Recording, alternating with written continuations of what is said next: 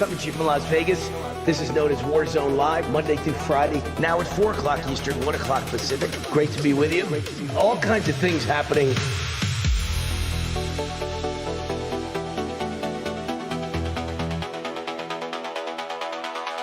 Economic issues are my number one thing. Border issues are my number one thing. DEI issues are my number one thing.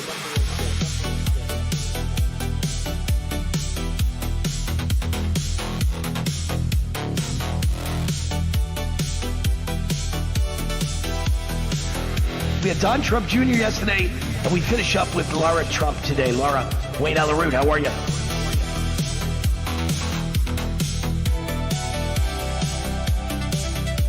We got a big guest and a great interview today with Dr. Oz with us right now. Good to see you. I like your tie, by the way. Thank you, sir. Thank you. Great to see you. Always great to have you on the show.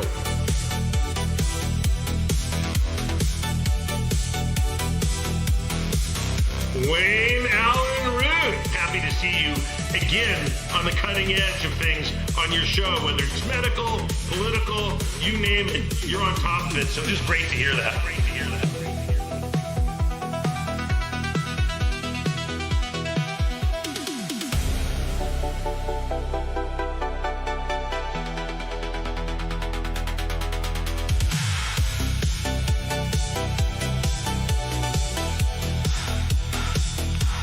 So wonderful to be with you again, Wayne. Good to see you. Thanks for having me. It's good to be with you tonight. It's great to see you, Wayne. How you been? Anytime, Wayne. Great to see you. Hey, Wayne. Great to see you, brother. Hey, Wayne. Good to be with you. Wayne, thanks for having me. I appreciate it. Lots going on. Doing great, Wayne. Glad to be here. Well, thanks, Wayne. I don't see myself as a hero. I'm just trying to keep this community safe.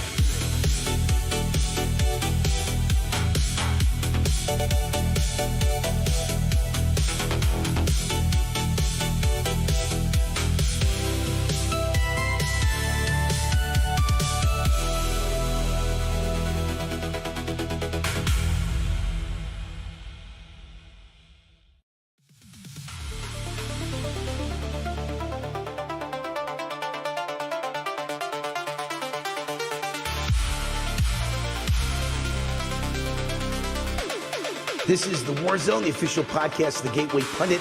2.5 million unique daily readers. Also on Rumble under Wayne Root, Wayne Allyn Root, or Warzone. Then on weekends, we got our big show, America's Top 10 Countdown on Real America's Voice TV.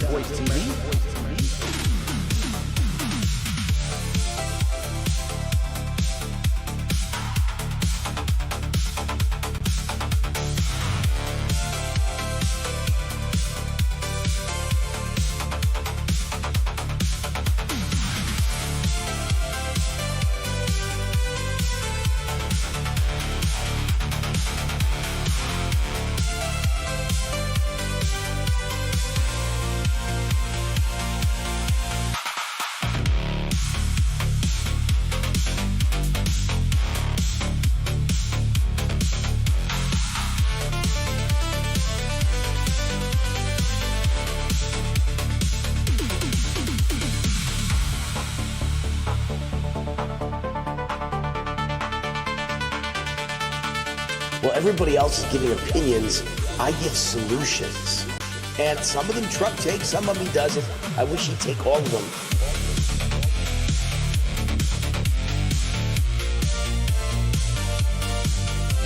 This is the Wayne Stream Media. No more mainstream media allowed in. Only Wayne Stream Media, meaning raw truth and in-your-face mother trucker information.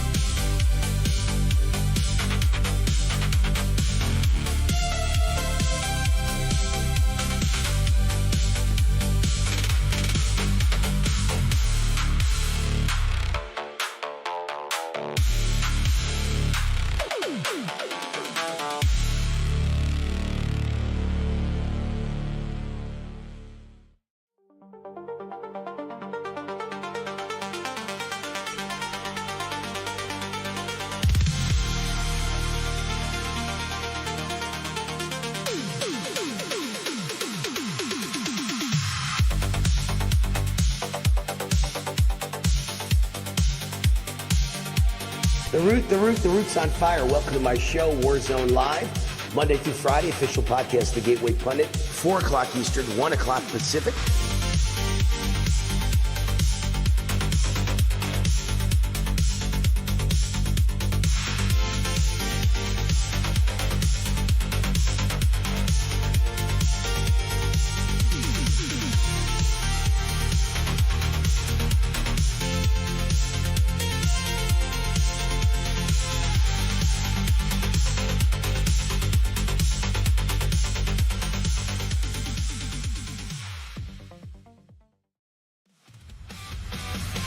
My new book is out, How Illegal Immigrants Have Made America Great. You can only get it at Amazon. How Illegal Immigrants Have Made America Great. Finally, all of their unsung achievements in one book, and it's 100 plus blank pages. Okay, get it? It's a gag gift, and it even says on the front, warning, do not show this book to Democrats. Their heads will explode. And the greatest gag gift ever for conservatives, Republicans, MAGA patriots, and anyone born in the USA. How Illegal Immigrants Have Made America Great. 100 blank pages. Go get 10 copies, 20 copies, give it out to all your friends so they get the message that illegal immigrants have not done anything to make America great. And by the way, understand my theory here. Legal immigrants have done lots of things to make America great. Our whole country is legal immigrants. My grandparents were legal immigrants. Your grandparents were legal immigrants. Your great-grandparents were legal immigrants.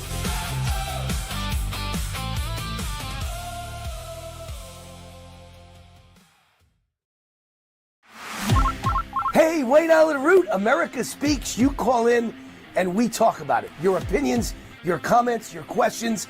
How do you call in? 800-347-ROOT. 800-347-ROOT. 800-347-7668. The show airs at midnight, East Coast time, 9 p.m. Pacific, but we tape it at 6 p.m. East Coast time, 3 p.m. Pacific. So you call in at 6 p.m. Eastern, and I talk to you, and it airs that night at midnight. The phone number again, 800-347-ROOT. That number is 24/7. You can leave voicemails. We play your voicemails on the air as well. Hey, Wayne, what do you think about Obama? He was a communist, socialist, Marxist radical. I agree. Or you can email me, wayneroot@gmail.com. I'll read your email live on the air with your comments or questions. America Speaks.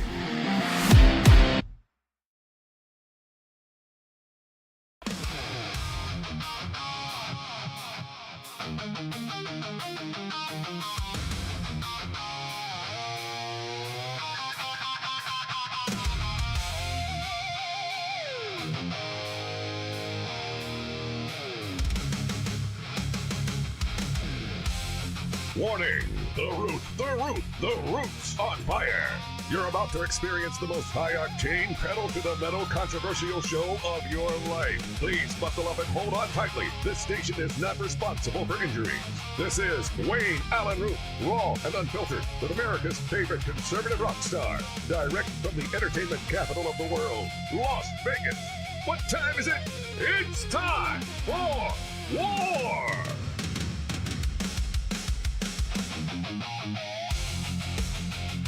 Here's your host, 100% raw truth, 100% American made, the warrior, Wayne Allyn Root.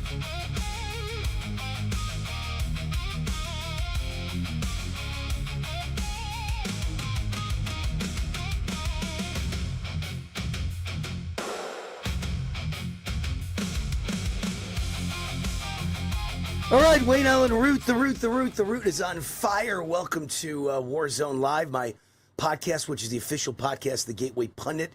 Over 2.5 million daily readers, over 1 billion page views, 5th ranked conservative news site in the United States of America, which makes it 5th ranked in the world. And great to be with you. Great to be with you. Today is Wednesday. Wednesday, what is today? The 14th, 15th of July. That means we're halfway through the summer here. Summer's almost gone. It's exactly the halfway point. You know, we got 6 weeks of summer left.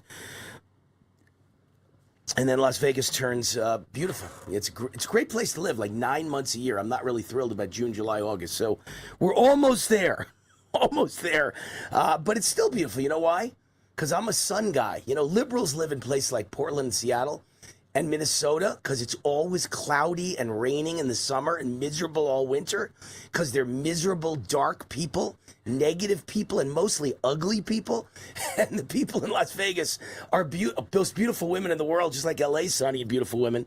But Vegas is filled with beautiful women. The sun's always out. Even when it's hot in the summer, you got beautiful women and the sun's out. That's good enough for me. So here's the deal. I want to mention a show that I watched today because I work out in the gym 2 hours a day. As I've said before, the only way you can make it through a 2-hour workout is if you watch movies or TV shows. And I watched a documentary actually today. I watched probably about 60% movies and like 30% TV shows and maybe 10% documentaries. And I watched a documentary today called Shipwrecked: Nightmare at Sea. And it was a documentary, a real life story about a cruise ship that hit rocks off the coast of Italy. The captain evidently screwed up badly and hit rocks, and it ripped a hole in the hull, and the ship sunk. And it sunk right off the shore. So, I mean, people could swim, just literally a few yards, and they'd be at the port. But it's still deep water, and some people don't know how to swim. And there were all kinds of problems, and I think 70 people wound up dying. And it was one of the great maritime disasters, not quite the level of the Titanic, where pretty much half the boat got wiped out. But nonetheless, it was a major cruise liner, a gigantic cruise ship that sunk right off of Italy's shores. And I wanted to tell you the lessons I learned in watching the show. First of all, they lost electricity as the ship started to go under. And it was dark, and there was a guy who was one of the stars of this documentary. Him and his wife were on the boat with their brand new 1-year-old daughter. And they were climbing upstairs because the announcements kept saying, go back to your room, go back to your room. Everything's okay, go back to your room. And every person, to a man and a woman on this documentary that heard that message, go back to your room, every single one of them disobeyed the order and got to the rowboats and lived. And the people who listened died, which is such an important lesson you must learn. Everyone, whenever you hear an announcement, the people making the announcement are liars and scumbags, and they know nothing. And if they do know something, they're lying to you on purpose to keep there from being a panic or to make sure that you don't go to the lifeboat. And I'm not just talking about boats, just in life, in the World Trade Center during 911. Whatever message you hear, do the opposite. Go back to your office. No, get to the stairs and go down because the building's going to collapse. Go back to your room. No, don't go back to your cabin/room because the ship is going to sink and you're going to die. Don't listen to anything they tell you. So the announcement or the announcer on the announcement is saying, go back to your room, go back to your room, and everything's okay, and they're low-keying it. We've had a slight accident. It wasn't a slight accident. The entire hull was ripped open, and the entire ocean was pouring in, and the captain is acting as if everything's okay. And lesson number one is this guy and his wife going up the stairs with a 1-year-old baby. And I thought of myself going back to my football days. If I had my 1-year-old baby in my arm, and then there were people trying to block me from getting on a lifeboat or stop me from going up the stairs, I would knock them unconscious. I would knock their teeth out. I would grab anything I could grab, a chair, a desk, a fire extinguisher, and hit them in the head, kill them if I had to protect my wife and my child. Very important lesson. You do what you have to do. And I thought that I should bring this up to start the show because I want to apply it to America. What do I love? America. What do you love? America. And what do you have to do? Protect America. At all costs, protect the country you love. That's the greatest nation in world history, under attack from communists, transgender weirdos, illegal aliens, foreign invaders, foreign globalist enemies who are looking to sink your ship, which is your country. And you have got to do what you got to do. If you have to kill them to get them out of the way, if you have to hit them in the head with a fire extinguisher, you carry your country to your bosom like you love it. And liberals don't love it. They hate it. They're scum. They're scumbags and they're evil. And so that's the first lesson. Treat them like you would treat a 1-year-old baby as you're running to a lifeboat and other people are trying to get on ahead of you. You got to do what you got to do to hold on tight, protect the things you love, your wife, your baby, and make sure you make it. And who wouldn't do that? Only communist traitors would not love and protect their country, America, right? I want you to think of walking in a bad neighborhood at night, right? A really rough, dangerous, high crime-ridden neighborhood. You're driving through it, your car stalls, your car stops, or you have a flat tire, your engine seizes, and now you got to get out of the car at a bad neighborhood and you got to walk for help. You better hold your baby and hold your wife's hand, or maybe you could turn into a natural disaster. You're facing a tornado, a hurricane, a flood. You better hold your family's hand and never let go. I want you to hold America's hand and never let go. It's our right to do that. It's our responsibility to do that. So think of the people you love and protect America like the people you love. Lesson number 2 is do not listen to authority. Their advice will kill you. Authorities are wrong about everything. Experts are frauds. They know nothing. They're wrong about everything. They're morons, or they're bootlicking order takers, or they want you. They may not want you to die, but they want you out of the way. Well, they run to the lifeboat. Lesson number 3 is the cover-up. When they try and tell you everything's fine, it's not fine. That's what's going on in America today. Liberals are trying to say everything's fine. We're letting in 50 million illegals. No problem. They're all nice. They're all here to make a better life. They're not here to murder you, kill you, rape you. They're not here to abuse your children. They're not here to steal your jobs. They're not here to make the place filthy and drop garbage and litter and poop on the ground. No, they're all here to be good to you. Don't listen to anything anybody tells you. It's all a cover-up. That's the 3rd lesson I learned. And then I'm trying to find the last lesson here. There's 2 last lessons. First of all, every man for himself, right? Don't wait for government or people of authority to save you. You are the only one who can save you. If it's to be, it's up to me. And you got to do what you got to do. All that matters is the survival of you and your family. Every man for himself. And it's getting to be that time in America. Every man and woman for themselves, and you have got to do anything to protect America. Just like it's your little child or your mommy and daddy. You got to protect them because you love them. You got to protect America because you love it. And these people on the left are here to kill, enslave, destroy you. Fill this nation with Muslim murderers. They're here to inoculate you with vaccines that will kill you and fill the air with chemtrails and destroy your life financially with electric bills that are going to be $2,000 a month for a small apartment because they believe in climate change. And this is what you're dealing with, folks. So I just thought that movie was an interesting movie that was kind of a representation of life and everything going on in the country today. And the movie, again, I'll give you the name in case you want to watch it. Shipwrecked, Nightmare at Sea. Shipwrecked, Nightmare at Sea. Very interesting movie. It's going on every day, you know. I didn't have a chance to download it. I'll try and do it in the break. But there was a story about Governor Tim Walz of Minnesota making a case for why he wanted to defend and did not want to deport an illegal alien who raped little children. I believe he repeatedly raped a little girl under the age of 10. And he did not want him deported. Marco Rubio said, screw that, we're getting this guy out of the country, and deported him.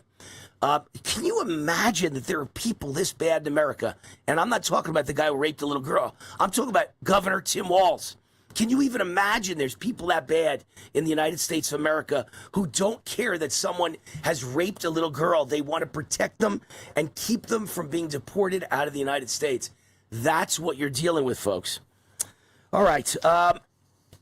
Here's a good example of the problems we face. And I think the biggest problem is the insurrectionist communist judges. Or maybe I say communist first. Communist insurrectionist judges. And here's a judge in Nevada. A judge in Nevada, let's see if I can find his name, U.S. District Judge Richard Boulware II. A Nevada judge accused, he's black, he's a Democrat, and I'm guessing he's a communist who hates this country, and his wife is a city councilwoman. Very few people know that. He's married to a city councilwoman. Another great lesson to be learned. All the scumbags are married to each other. You find me a scumbag in government working for Obama, a Biden, a Kamala, I'll find you their husband is working for the media, or their husband works for another communist, evil, scumbag, Marxist politician, or they're trying to destroy you with some climate change organization, or they're fighting for illegal aliens. It's incestuous. They're all together. These people are disgusting and they're together. And yes, because they're Democrats, they're mostly ugly. They're ugly on the outside and they're ugly on the inside. Terrible people. But this justice, his name is U.S. District Judge Richard F. Boulware II. Can you imagine? There was one before him, too. Disgusting, evil monster one. Richard F. Boulware I, obviously. He accused ICE of lawless conduct for holding immigrants with no legal status in arbitrary detention for months without providing bond hearings, and ordered the release of 17 detainees earlier this month, and said he would consider sanctions against ICE officials who defied his orders. These judges, you're just a fat guy with a black robe, and you think that, like, you could put people in jail because they disagree with you.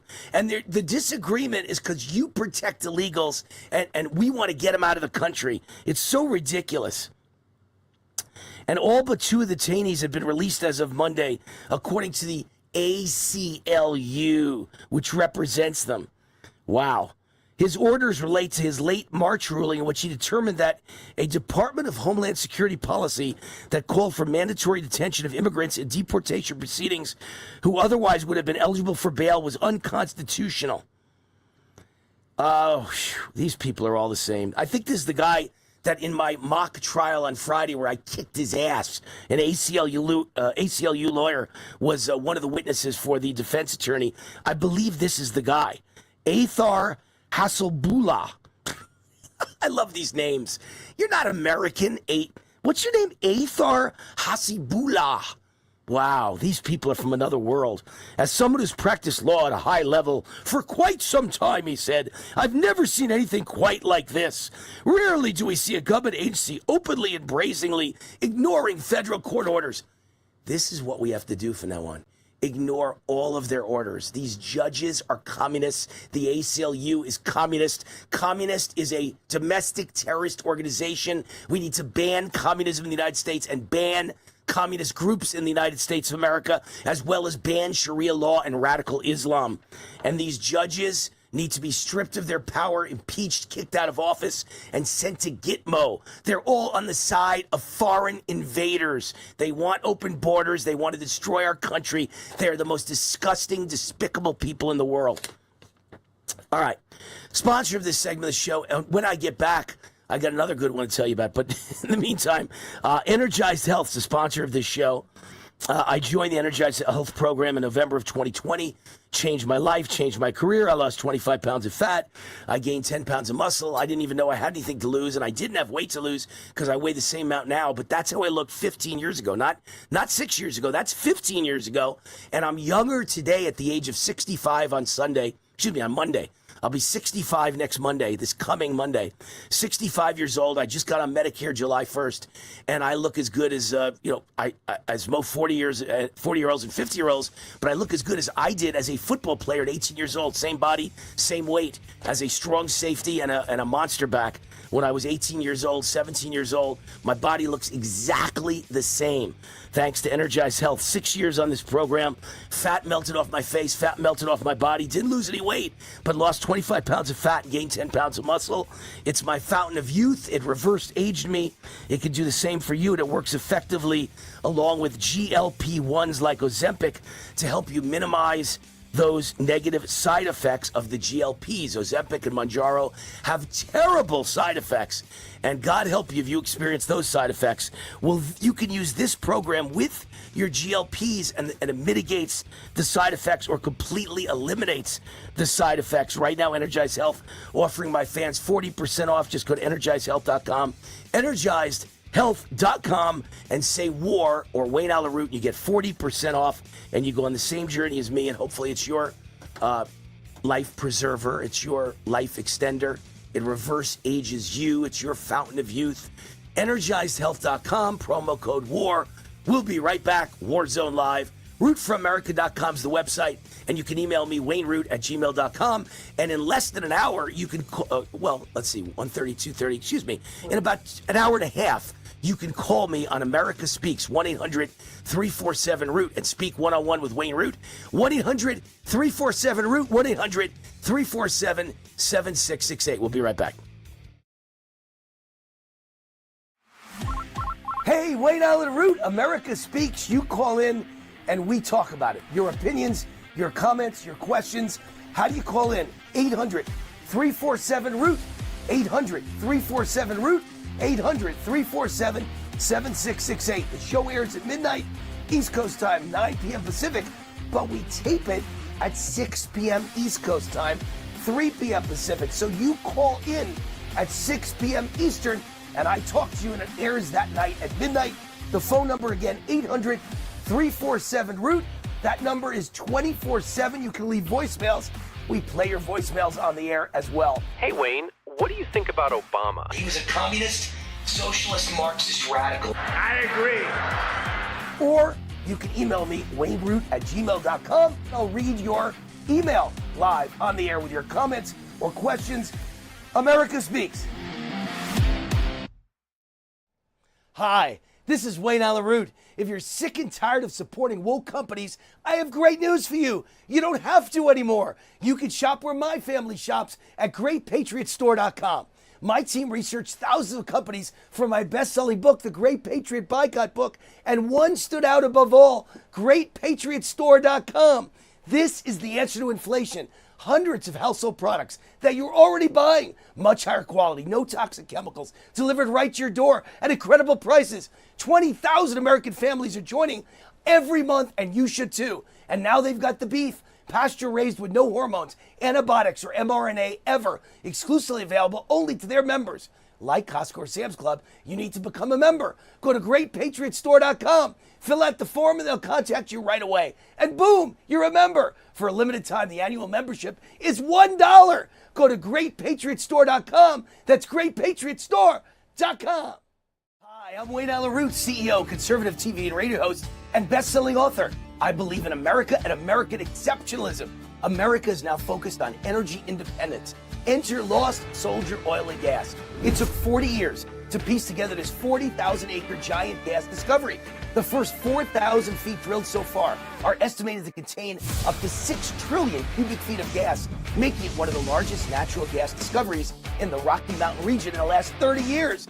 This is how we power the AI future of America, with clean natural gas. Headed by oil and gas legend Mark Bruner, whose previous public companies, Pinnacle Energy and Ultra Petroleum, delivered spectacular returns for investors. At its peak, a $10,000 investment in Ultra Petroleum turned into over $13 million. To learn more about this Lost Soldier oil and gas opportunity, go to LostSoldier.com. Fill out the contact form. That's LostSoldier.com.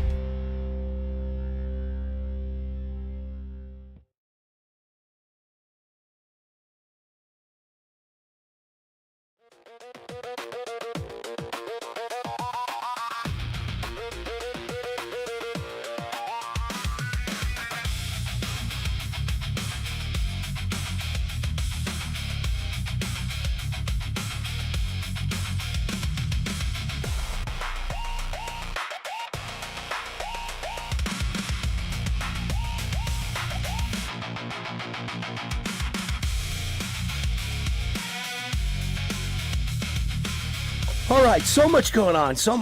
Coming up in just like 35 minutes, I'll be on with Steve Bannon on his War Room show. So I was just texting Bannon and saying, hey, you asked me to be on at 5 o'clock. My podcast ends at 5 o'clock, so we got to coordinate this. It's going to be very tight. Got to figure out what to do. I've got a guest on now, Wayne Barnes. Another Wayne. Welcome to the other Wayne. Wayne Barnes, 29-year FBI counterintelligence agent. Let's first say hi to Wayne. Wayne, how are you? It's Wayne. I'm doing very well. I'm doing really well, Wayne. My name, Wayne, has gone well through life. I've really enjoyed having it. Two Waynes, and the third Wayne is Wayne Newton. So now we got 3 Waynes in Las Vegas. On June 3rd, the FBI and MI5 and 3 other allied services issued a joint warning. Chinese military intelligence is running active recruitment campaigns through LinkedIn, posing as think tanks and consultancies to target clearance holders. So let me tell you, as a person who studies politics 24 hours a day and thinks he's a smart guy, Wayne, I have no idea what this says. I don't even know what that means. What the hell is a clearance holder? I don't even know what you're talking about. Tell me in layman's terms, what the hell's going on? When you're in the federal government, if you have a clearance, and many, many thousands of people do have clearances, tens of thousands, means you've passed the background check. They've interviewed your neighbors, your relatives, they've done your background, they look for your online information, and they determine if you, in fact, are a security risk so that you can learn our nation's secrets. In the FBI, everyone has a top secret security clearance, but also we have individuals who are defense contractors. You're a naval architect working in the new design for a submarine or the new plane wing for the B-2 bomber. All these people have clearances while they're not in the federal government per se. So they're really tens of thousands of people who have clearances. So what this organization was doing, what the Chinese were doing, was they were using a typical American website, LinkedIn or others similar to it, and they were posting employment for people who had the skill sets to have those jobs which would require government clearances. Of course, in England, there's an Official Secrets Act where you sign something on the dotted line. When you leave a government job or when you leave the FBI, and if you had a clearance, there's also a document. It's not so high and mighty sort of a name, but it's a very specific document which indicates that secrets you have, things you know, will remain with you. You won't give them to others. So if someone is either fired from a job or just decides to leave or moves and hasn't got a position, but they used to have a clearance, what it looks like the Chinese are aiming at are those kind of people involved in the tech world where they've got clearances and technology skill. The difficulty is they're pitching people in this effort to get their knowledge or secrets in a very cold way. That is to say, at one point they have to say, well, show us examples of things you've written, saying what your skill set is in your particular field. And at that point, they should say, well, everything I've written in the past 5 years was classified for the federal government. Confidential, yeah. But or secret or top secret, or compartmented something. So at one point they may say, well, listen, I'm stuck here in Portland, Oregon. I moved here to be with my wife's family. I don't have a job. I got to get a job. Maybe I just give them one of these papers I had so they see my skill in writing. And that's the kind of thing they're looking for. But the weakness in that from the other side is that if you give someone your secret, or if you realize that's what they want, you report this to your local FBI office or the security officer in the last place where you worked if you're a defense contractor, and that person will put out the alert. They'll say, hey, all you people who are leaving your positions now, whether you're leaving them or looking to leave the position, be aware this is out there. So it could only work maybe 1 or 2 times unless someone is really against the U.S., and it can be shut down by having noticed that just like came out. But enough people did it or it happened to them where they were pitched this way, that it became known. So all the effort, all the time they put into it, I don't know how much it succeeded, but well, here's the problem. That was the plan. Here's the problem I see as a common sense guy. There's several things. Number one, most people need money, right? And if you leave the government, you don't have the job anymore. You really need money. So they become desperate. And number two, based on everything I've learned in the last 10 years with Donald Trump as president, multiple times, almost the whole government is against him. They're all communists. I mean, it's amazing. I mean, I know it's not 100%, but it must be like some very high number that are communists and traitors and willing to sell out the United States. They hate the country. They hate capitalism. They hate people in private industry. They hate people like me who are entrepreneurs who make money. They hate successful people. Many of them nowadays, it seems like they all hate Jews for being Jewish. I mean, it's just crazy how bad the liberal left is, and it seems like everyone in the government is part of the liberal left and the deep state and the DC swamp. So when they put ads like that out, it seems to me there's a high level of probability they're going to find people who are willing to play ball. Well, you know the term fishing expedition. This is from their side really a fishing expedition. It's not like you're looking for a search warrant, anything in the house you think might be of interest. You have to name it specifically. Their fishing expedition is going to these people, the kind you mentioned. Some people leave America and go to Ireland. Others leave the job because they just don't want to work for the government or for the president. But most people who are loyal Americans who have the clearance and work for the federal government, it's their job to do their job and also to keep the secrets once they leave. And I know they find out or they realize that if they give away secrets, they are can be convicted of espionage, providing someone information covertly or overtly as much as you can to get whatever money you want. But it's the only crime mentioned in the U.S. Constitution where it has the death penalty to go along with it. That's espionage, and that's what they'd be committing. All right, so we're talking to Wayne Barnes, 29-year FBI counterintelligence agent. Now, Wayne, you used the same playbook to turn sources yourself. In other words, to turn foreign sources into American spies who are spying on our behalf. Is that correct? Hopefully, I'd like to say my efforts were much more sophisticated than a fishing expedition through a LinkedIn. They were more sophisticated. But you did turn people. But you did turn people for a living, so you understand how it's done. You're right. Yes. No. We use the term recruit. You recruit an individual, and if you have a Soviet during the Cold War, a KGB officer, and he decides to defect to the West, and we know that that's the case. Maybe he's in trouble at home. We'd like to find him, befriend him, recruit him, and understand what his difficulty is. And instead of having him leave the country and come out as an open defector, we like to turn him around and send him back. Or if he's in the Soviet embassy in Washington, we like to have him just stay in place as long as he can, as long as it's safe for him. So that's a recruitment in place. We'd rather have someone not defect openly if we can possibly do that. So we have cases where we work on individuals during the Cold War, during the era of the Warsaw Pact. We dealt with embassy officials from Romania, Czechoslovakia, Poland, Hungary, Yugoslavia, Bulgaria, and the effort was to recruit them. And you found someone, for instance, in the Czech embassy, a man who was a Czech colonel in charge of their intelligence service in the embassy, but he was also a captain in the KGB, had that rank. So people in the bloc embassies would know a lot of what the Soviets were doing, besides having the Soviets as targets. So the goal is to recruit one of them. And it isn't much turn them. That's more like a criminal term when you're talking about someone in a gang. You turn them so they work against their fellow man or their fellow gang members. But so the terms we use are, it's a recruitment in place, and it's the defectors. And when you hear about the gymnasts and the rowers, they say, oh, this person defected. They are asylum seekers. In order to be a defector, you have to have intelligence information. Whether you had a clearance, we have to have intelligence data to either to bring with you or that's in your head when you come out. So we deal with defectors and intelligence officers. All right, so this is a LinkedIn story, but in addition to LinkedIn, how else is Chinese intelligence trying to recruit Americans? What other ways are they doing it? Well, their system is completely different than ours. A number of years ago, a senior intelligence official in China, he was making a presentation at some sort of a meeting where he was wearing an American-style suit, and he was asked about how do you get, information from the West, the U.S. in particular? And he laughed, and he said, we have them covered. Now, if we want to try to cover China, they have an embassy in Washington, D.C., they have consulates at various places, and you could try to recruit an intelligence officer who's there or any embassy official, but they have a much more advantageous situation to go against the U.S. So how many American students are exchange students in China working on a PhD? Not many. Compared to how many Chinese students are in the U.S. working on a PhD? I mean, the number of students are extraordinary. I had worked some cases involving Saudi, not in counterintelligence, but I was surprised to learn that there are 18,000 Saudi students in the U.S. That's an astonishing number. And the Chinese, I'm sure that it's more.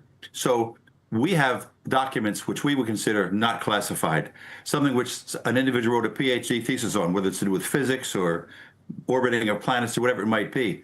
In places like the Soviet Union, places like China, those things are classified. So you can get things which in their countries would be classified, but not in our country. So it's really enormously open. But if you have a driver for Nancy Pelosi, if you have a girlfriend of Congressman Swalwell, if you have other individuals, I mean, they're all over. How many Americans are chauffeurs working in China or an official in China? So they can pepper the continent with all sorts of people at different levels. So if you remember, many people ask about the show The Americans, which was a Soviet couple on a TV and Netflix or one of those shows where they were illegals. That is to say, they were undercover, pretending to be Americans just for the regular jobs. And the question is, well, they don't have clearances. Well, what could they do? But they meet people with clearances. They go to the party of FBI agent lives across the street. They hear what he and his friends have in conversation. You can learn things, not necessarily with clearances, but about people, about meetings, about concepts. But coming to the U.S., they can have people in positions. If you're Nancy Pelosi's chauffeur, what can you learn? You would be surprised what you can learn. Well, how about Dianne Feinstein's chauffeur, right? Wasn't there a problem with him as well, if I remember correctly, or chief of staff, something like that? Yeah, she had a major issue too. I'd be making a mismatch with it. It was Pelosi versus Feinstein. But yes, I apologize to whoever it was. Yes. But certainly that's the same idea, and there's a lot that can be learned. Plus, if they have the technology, they can put bugs places. You can have the back window sealed up so that just like a taxi, you can't get from front to back. But you can put a listening device there, so it doesn't matter whether the window is sealed. You can still have someone listening. I mean, the espionage backstep is enormously opportunistic in the U.S. for these people. So Wayne, we're talking here. This entire interview has been about China, and all their attempts to stick spies in the United States. But my director Pitar was just asking me here in the off to the side. Pitar saying, ask Wayne about Iranian intelligence. They must be sticking people inside the United States to spy as well, in many, many different ways. It's not that it's not as sophisticated. It's much more technology with NSA and other organizations. What the military has with what they know about Iran is absolutely extraordinary. Plus our allies and the skills and technologies coming out of Ukraine with their various levels of drones, boats that are drones now. I don't know what the status is of counterterrorism and U.S. intelligence against Iran if they're functioning in the U.S. Like, we can't easily go there. You can have people covertly as the CIA or other intelligence organizations. But they can easily come here. They can easily come here, much more easily than we can go there. Right. It's not that their standards are higher.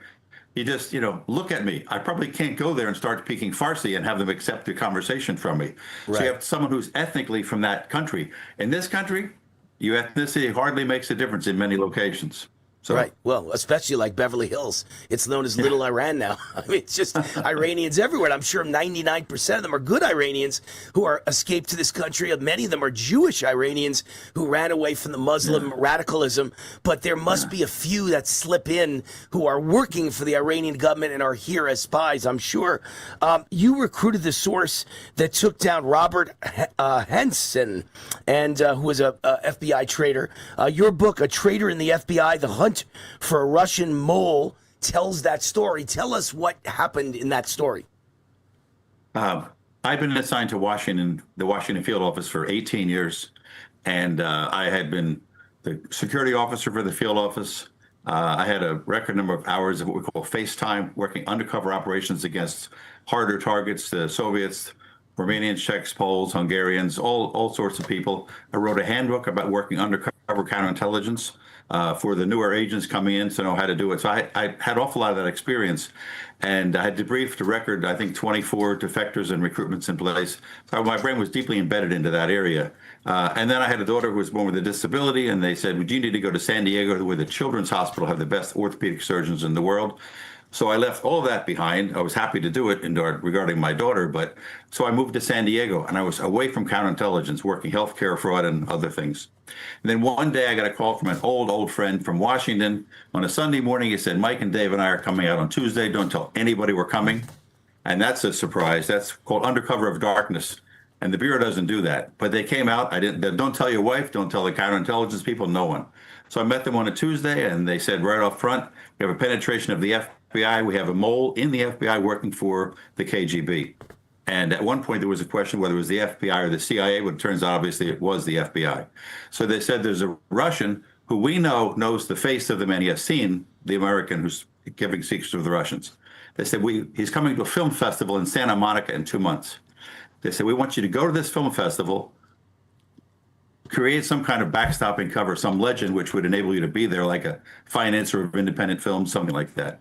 But go to the film festival, find this man, meet him, befriend him, recruit him, and then show him photos of a dozen senior agents who we suspect one of them might be the mole in the FBI.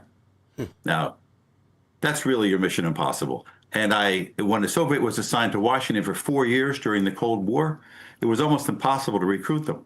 So I said, well, gee, how long do I have to do this? And they said, well, the festival lasts for 8 days. So we have 8 days to do this.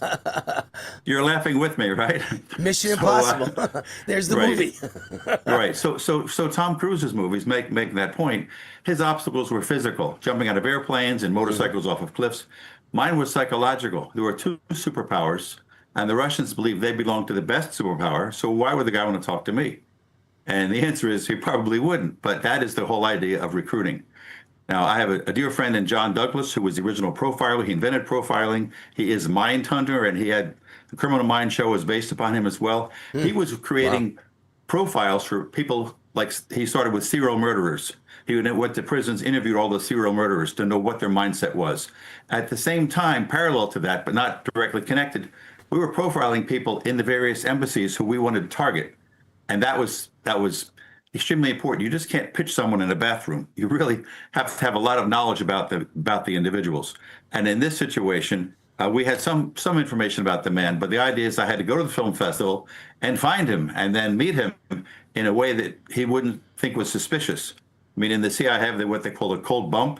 You have an embassy reception, you invite everybody in who wants to come, and someone who came who's a target of yours, you just back around and hit them on the sides. Oh, excuse me, and then you start a conversation. There couldn't be anything more obvious of someone who's trying to get close to an interview by having the cold bump. We had to do that completely the other way around. We had to find him and in a way that would be unsuspicious, to meet him and have him become a friend, and then try to deal with it from there. But it didn't work in that 8 days, but it did eventually work. He did point out a photo. And a couple years later, Robert Hansen was arrested. So it worked well. But I was retired by then, so I was out of the intelligence classification loop when it happened. All right, last thing, and then we'll have to say goodbye because we're running out of time. But you mentioned a little earlier, this struck me, you mentioned all the, how easy it is for China to spy. Because there's very few American students in China, but there's thousands and thousands, tens of thousands of Chinese students in America. And actually, it's more than tens of thousands. Last I heard, I believe President Trump talked about 600,000 Chinese students in America. And he said he was going to let them keep going because the university would go broke without them. And I'm very, I'm a very big pro-Trump guy. I'm a friend of President Trump. He made a point of saying at the White House, Wayne Root never wastes a minute. He introduced me to the crowd. He said, Wayne Root never wastes a minute saying negative things about me, and that's what I appreciate about him. I'll never forget that about you. But I'm about to say something negative about him. I'm allowed to disagree with him once in a while. Why would we let in 600,000 foreign students from China?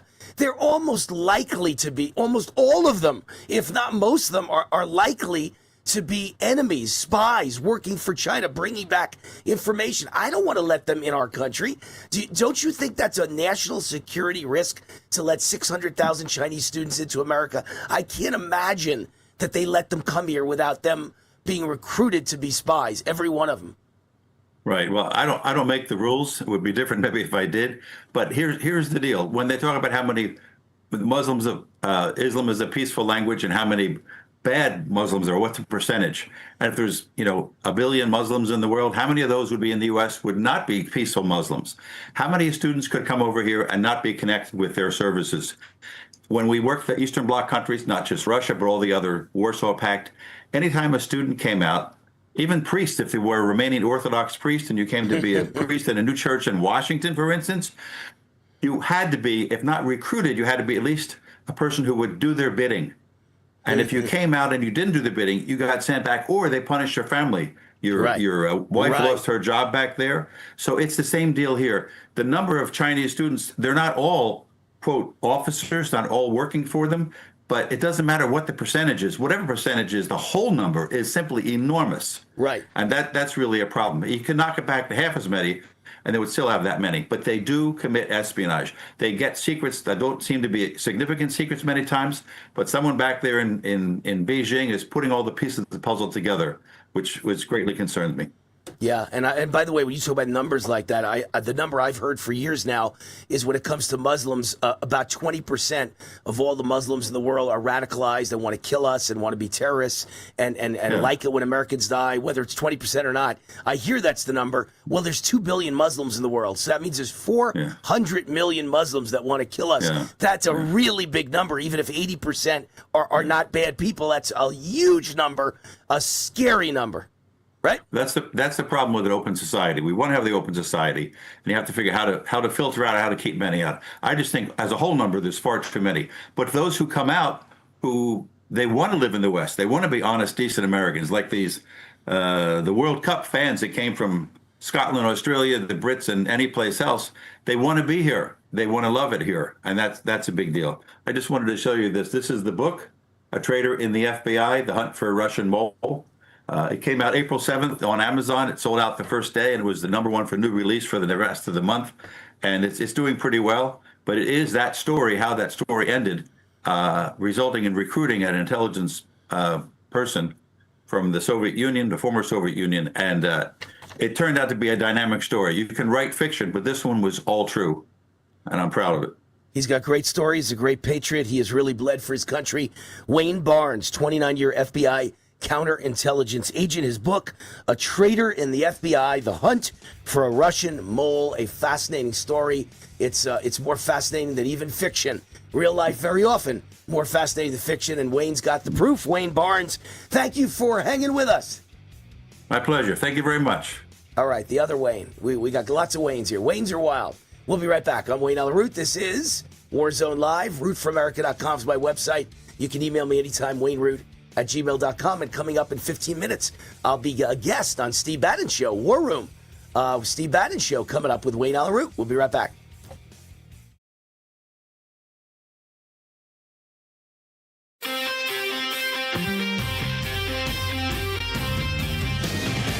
All right, Wayne Allyn Root. Dan Montano is with me. He's the CEO of Zcha Genesis Medicine, a biotech company developing medicines to treat Parkinson's, type 2 diabetes, and even heart disease. And now Zcha has a new breakthrough, exciting, to potentially reverse chronic pain. Dan, tell us about your breakthrough that could lessen or eliminate the pain for people suffering from neuropathy, back pain, or migraine headaches. Very simple. As we've been dosing people for those other indications, they keep reporting to us the pain in their feet is gone. The pain in their back is gone. Their migraines have stopped. So as we started digging into it more over the last couple of months, we've discovered that nerve regeneration is something our molecule can treat. And we're starting to see people that we dose on Monday and Thursday, their back pain's gone. Their migraines have stopped. So we're now taking that to a medical research study here in Las Vegas. Big one for me would be neuropathy, foot pain, because I have several friends who have lived wonderful lives, successful, they're CEOs, and they could barely walk anymore because of neuropathy. What have you done for that? Well, the people we've dosed for their diabetes have reported after a week or two that they don't have the pain anymore. So we're going to run with that and find out how much of that is true and how much of that we can repeat. Amazing. What are your next steps? Well, we're going to be getting a clearance here in Las Vegas to do a medical research study. We'll be doing it primarily for back pain, neuropathy, and headaches, migraine headaches primarily. We'll have that approval probably in 30 to 60 days and start dosing people here in Vegas.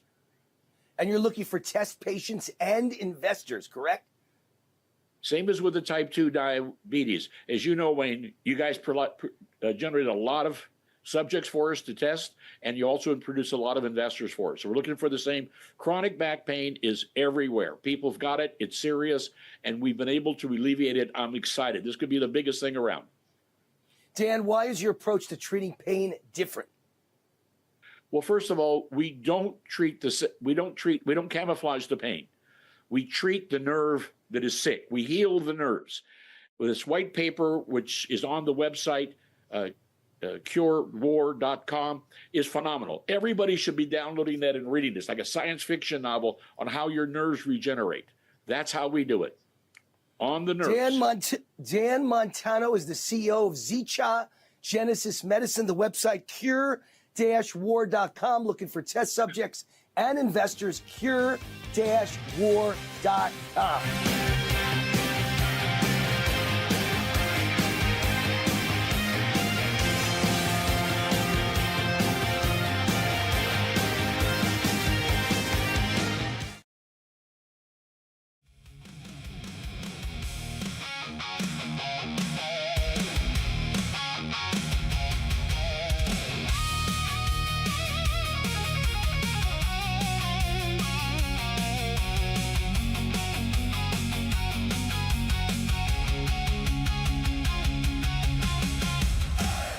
All right, Wayne Allyn Root. You know, one of my big arguments against illegal immigration is that if they're allowed to break the law, then you and I are allowed to break the law. You and I should be able to pick any law that we want.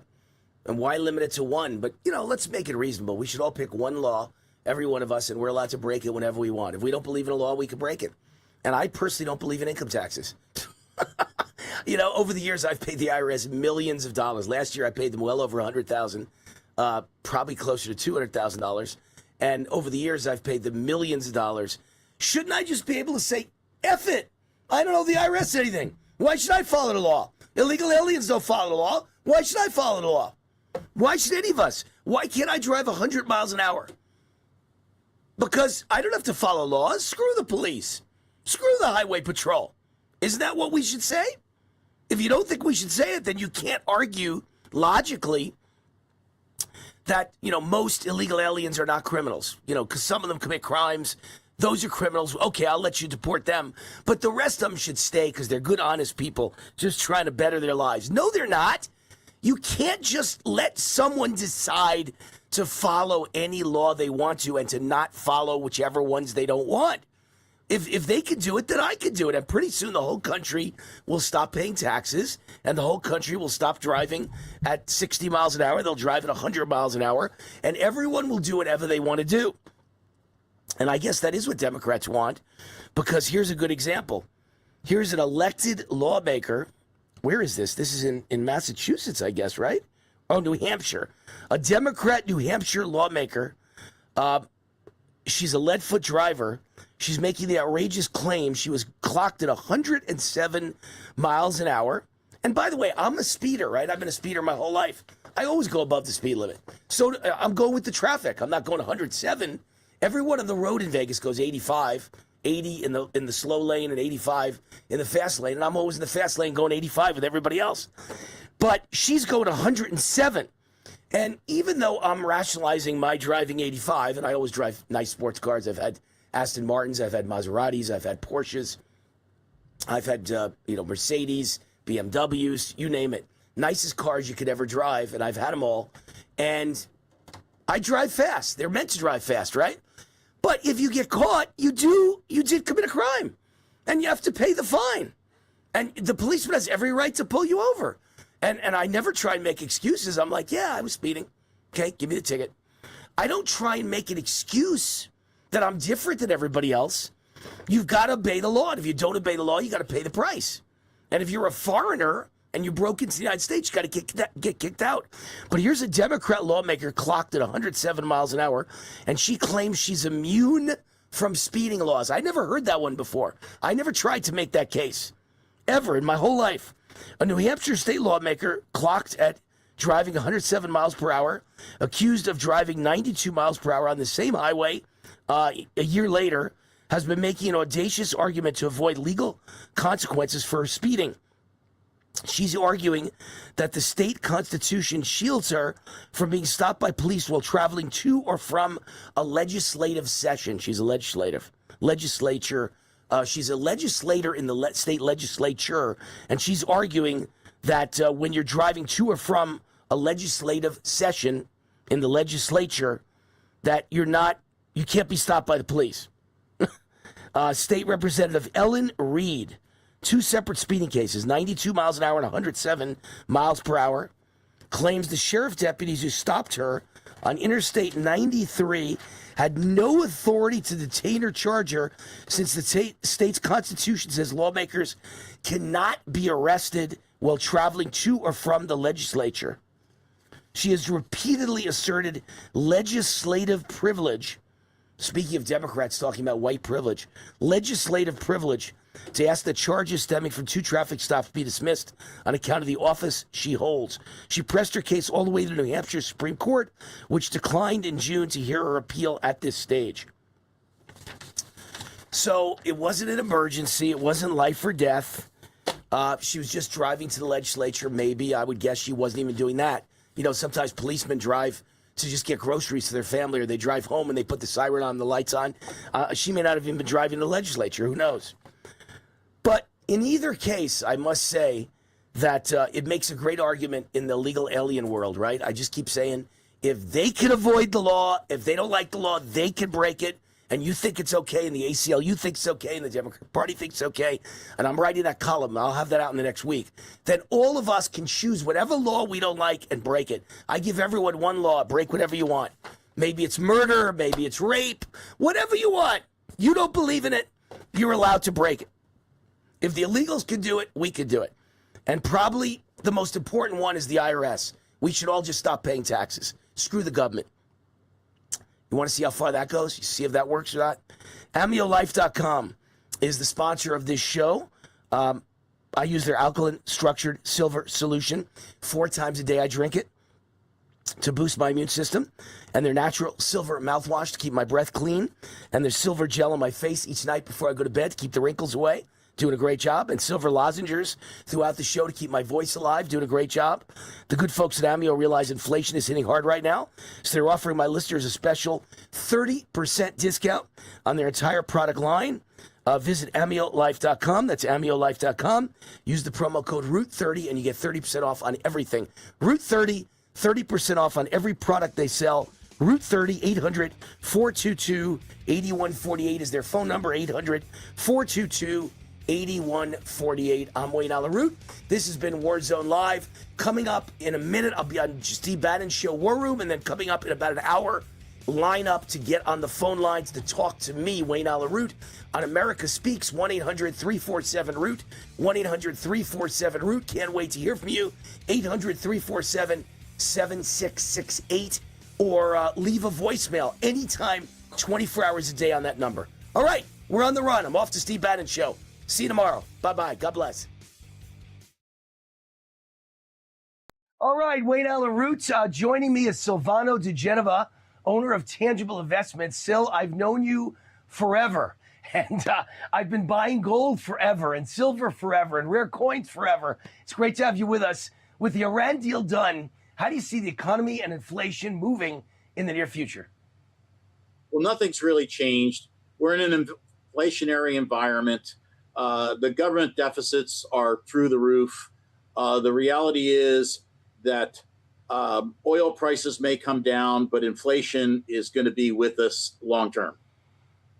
How does inflation impact the demand for gold and silver? Well, the more inflation there is, the more demand there's going to be for gold. People want to get away from their paper assets. They want to hold something that is going to hold its value or appreciate in an inflationary times. And gold and hard assets are the only real thing that are an insurance policy against this type of inflation. And the reality is we may still have rampant inflation. And we saw that under a different administration, and this one's doing okay to try and buckle it down. But long term, government spending is not going to stop. The world government spending is not going to stop. And that's going to be good for gold and hard assets into perpetuity at this point. And world debt is not going to stop, and America's debt is not going to stop. It just keeps getting higher and higher. How should buyers of gold and silver know which gold products to buy and what to avoid? Well, they certainly don't want to buy products that trade or are being offered at big premiums.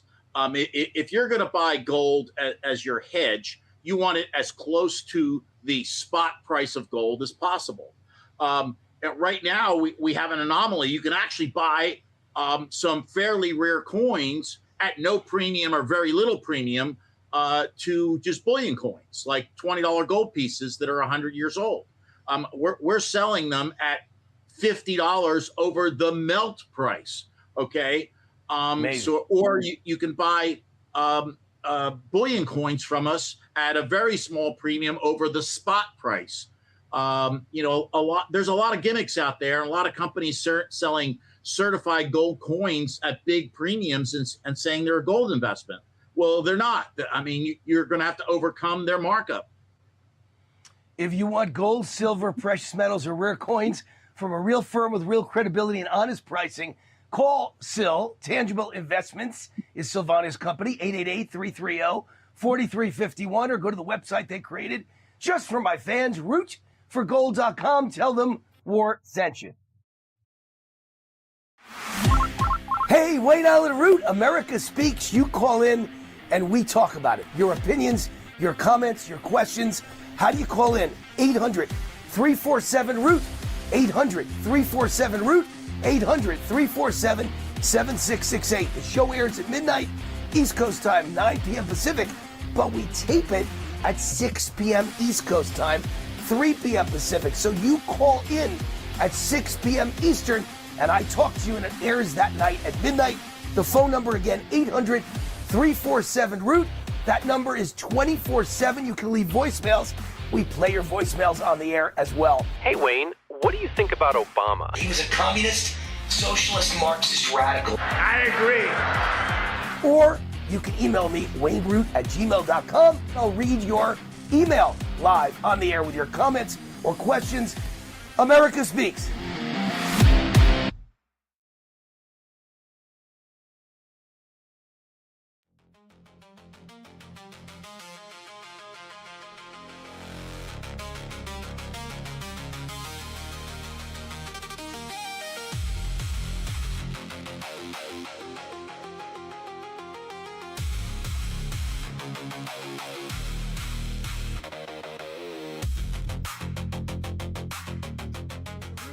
The Roots on Fire. Welcome back. This is Warzone Live. We're the official podcast of the Gateway Pundit. And oh, do we have a great guest for you today, because still, in the end, illegal immigration and boys and girls schools and transgender this and transgender that, the open border. There's a million issues in the world. But to me, the number one issue is making money. I'm like Trump, man. Making money's in my DNA. Making money's in my blood. I'm always looking for ways to make more money. In the end, that makes an awful lot of problems go away for the nation and for the middle class and for the people of this country. Making money is got to be our number one goal. Economy, jobs, GDP. That's what really matters. So I got a great guest for you to talk about it. Lost Soldier Oil and Gas has been the sponsor of this show for almost a year now. Do you realize? It's been about a year that they've been the sponsor of my podcast, my national radio show, my national TV show on Real America's Voice TV network. And it's really an amazing property. It took 40 years to piece together this 40,000-acre giant gas discovery, estimated to contain up to 6 trillion cubic feet of gas, making it one of the largest natural gas discoveries in the Rocky Mountain region, in the last 30 years. And they have a management forecast projecting just the first 25 wells to produce 400 million cubic feet per day of natural gas, and by 2035, targeted production of over 1 billion cubic feet a day. An amazing project. And I invested in this project not once but twice last year. I intend to invest a third time this year. And I want to introduce you to the project, and I want to introduce you to the guy who is the CEO and the chairman of the board who invented this project, Mark Bruner, CEO of Lost Soldier Oil and Gas. The website, by the way, lostsoldier.com. Mark, welcome to the show. I haven't had you on in quite a while. You've been running around the world raising money. You've been in Europe. You've been in Switzerland. You've been in Saudi Arabia. You're all over the world. You're an amazing guy. You're always traveling. You're always raising money. You're always running your company. You are a busy man like me. That's hard to nail you down, so it's great to have you back on the show. So wonderful to be with you again, Wayne. Good to see you. All right. So you're a second-generation oil and gas man. You're actually a second-generation oil and gas legend. Your previous public companies, Penteco Energy, produced about 100 to 1 for every dollar invested. Investors and stockholders made $100, and Ultra Petroleum, spectacular return for investors. That one was 1,000 to 1 for every dollar invested. People got back 1,000. It was one of the biggest stocks of the entire decade of I think it was the 90s, right? It was the go-go 90s. Right. And that stock was one of the highest flyers on Wall Street. So Lost Soldier is an amazing, amazing project, but tell people why it's so amazing, why I guess you think it's even biggest of your career. That would make it bigger than Penteco or Ultra Petroleum. Ultra Petroleum, 1,000 to 1 return on investment, and you say this is the biggest of your career. What do you base that on? Well, when I compare it with Ultra Petroleum, it has a sequence of regionally pervasive sands where we can see, based on the seismic interpretation, we can drill up to 500 horizontal wells so far that we could see. And the other wonderful thing is that no one can drill this for 50 years. We've known where all the basins are for 50 years. All of them have been drilled, as far as I know, except this one, because there's a uranium mine out here that was, whenever 3 Mile Island melted down in the early 80s, they started reclamating this mine. Kennecott did 3 years ago. They finished the reclamation. I got a call. I drilled it. And as they say, the rest is history. certainly the largest gas field I've ever found. Right now, if you compare it with some of the other basins, there's thousands of feet of layer cake type, regionally pervasive overpressured sands. It's very much like the Haynesville and the Utica. If any of you have heard of those plays, you've probably heard of a guy named Jerry Jones that owned the Dallas Cowboys. That's like his number one play now, okay, the Western Haynesville. And I would encourage everyone to compare what we have with the Western Haynesville, because I think it certainly is comparable. The difference here is we're the only operator. No one else is in here. It's just us. We made the discovery. We have legacy infrastructure that is on its last throws. We can tie into all that legacy infrastructure. We're laying a 5-mile line to start producing gas this year. And, the plan is when we finish this private placement to be producing about 400, 500 million cubic feet a day, 300 million a year in cash flow within 36 months. And then we plan to build a 42 to 46 line 50 miles away to the trading hub one center, about 10 times that. There's another guy named Warren Buffett that's looping on that line that going out to California. So, as you all know, he's no fool. So he's going to send all his gas out to Pacific Corp in the West Coast. So we hope to be able to do that too. Anyway, that's pretty much a summary, Wayne. So give me some new updates, because remember, I'm one of your investors. I invested not once but twice last year. Very big, healthy investments, by the way, from Wayne Root. And I plan to invest again this year. What's happened between the last time we spoke on TV, which was probably 6 months ago, although you've had your president of your company and your COO talking to me on TV as well, but you were busy traveling. Give us some updates from last year. What exciting things have happened, and tell me what will happen this year in the year 2026. Well, I think, one of the things that we've done is that you're always looking for permits to drill.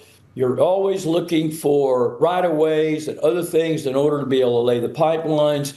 All this is completed. Okay, it's finished. Okay, and so we're going to start building this pipeline sometime in July, when what we call the winter stips are off, and we can get in here and lay that pipeline. We think it'll take 45 to 60 days to finish the pipeline. Then we'll be producing gas. Okay, so that's going to happen this year. We're very excited about that. The other thing that I think is important is that we have a deal with the federal government. All the leases that we have, they're federal and state leases, they've been put into what we call a federal unit, which means that it's all those different leases. We have like 56 of them. They're one lease now. It means that we can orderly develop this gas field with the cooperation of the federal government. They've stamped the deposit commercial. So all those things have happened. And yeah, we think we're going to be able to do that. We're hoping to be able to drill some of the deep overpressured horizontals this year, at least one, maybe two of those. We're anticipating 50 million a day plus wells. They're going to be expensive. They're 20 to 30 million dollars a piece. But when you're producing those kind of rates, they pay out very quickly. And so, possibly within a year. So something, the field next to us, Lost Soldier Field, which I named my company after, that field's been producing for over 100 years, produced 450 million barrels, still does 3,500 barrels a day. And so some of the deeper stuff that we're looking for and we think we'll find some of those this year as well. So very exciting times for us. And by the way, we also drill when we're not drilling for ourselves for Enbridge, which transports about 30% of the natural gas in the United States. And actually, we're entering into a 23-oil contract with them. I think that would speak very highly of our drilling people and their abilities. And, we're very excited about that relationship with them as well. So we're going to be having revenue out of our drilling company, out of our pipeline company, out of our working interest. And those people that invest will also enjoy a package of overriding royalty as well. So, yeah. And don't forget, the thing that got me was, I have seen a lot of potential in my life. I think this is the most potential I've ever seen. But potential is one thing. That doesn't mean you ever deliver. You have a track record that's amazing. That's great. Penteco, Ultra Petroleum, very impressive. That was a decision pusher for me. And then of course, what else can you invest in? Like if I put $100,000 into stocks and those stocks happen to go down, I would get no tax break. It would do nothing for me until the day they went back up. You get a $3,000 deduction on stock losses in a given year. But with oil and gas, it's the most generous tax deduction you can ever get. It's 70% write-off the first year you invest. So if I put $100,000 in, I get a $70,000 tax deduction on my tax return in the first year, and the other 30 over the next, I think, 3 years, right? Well, so that's pretty impressive. There's been a change. It's 100% now, not 70%. Really? Under the Trump tax bills, okay? But that's for this year coming up, 2026. Yes. I invested in 2025, so I have to go by the old rules, I assume, yeah? I think the other thing, too, is that the viewers need to realize that we don't have to process any of this. This is 93% methane, CH4. So no processing. We don't have to build any plants. When we put it into the pipeline, it can go directly into homes. We have people contacting us about putting in data centers. There's a lot of options here that we're going to be looking at, Wayne. So we'll keep you updated as things happen this year. All right, data centers would seem to be the way to go. That's all anyone talks about now is data centers and how much they use so much, energy. Well, you've got the energy for them, so it would seem like would be a profit center.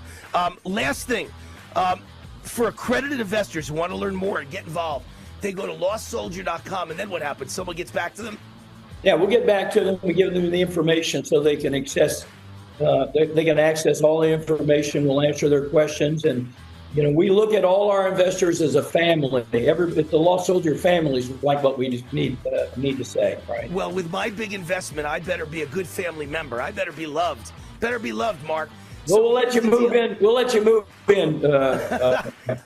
Second home in Wyoming. LostSoldier.com. LostSoldier.com. Go there. Give them your contact information. They'll get right back to you and show you how you can be involved. It's the right project, right time, the right president, the right energy secretary, the right CEO. Mark Bruner with an incredible, spectacular past record. Thank you, Mark. LostSoldier.com. Thank